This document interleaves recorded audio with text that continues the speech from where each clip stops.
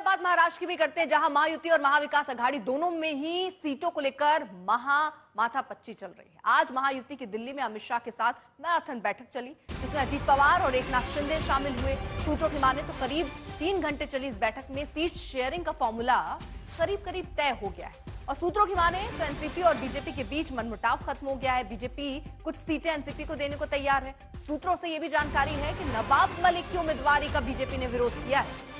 नवाब मलिक कई मामलों में जेल में सजा काट चुके हैं, इसी कारण उम्मीदवारी खारिज कर दी गई।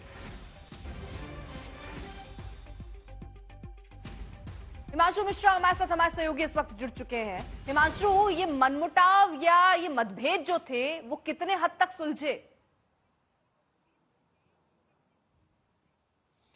देखिए, मुझे लगता है कि बहुत हद तक सुलझ गए हैं, क्योंकि 23 सीटों पर जो है वो विवाद था।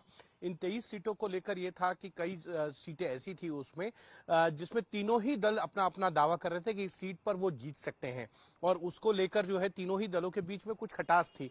और इसीलिए तीनों दलों के नेता जो हैं वो आज गृह मंत्री अमित शाह के पास आए और अपनी जो भी उनकी सामने समस्याएं थी उसको बताया गया है। और फैक्टर ये है, बीजेपी का भी मानना है और गृह मंत्री अमित शाह का ये कहना है कि जो जीत सकता है उसी को टिकट मिलना चाहिए। और इसीलिए ये कहा जा रहा था कि हम इस सीट को जीत सकते हैं, ये सीट हमको मिलनी चाहिए।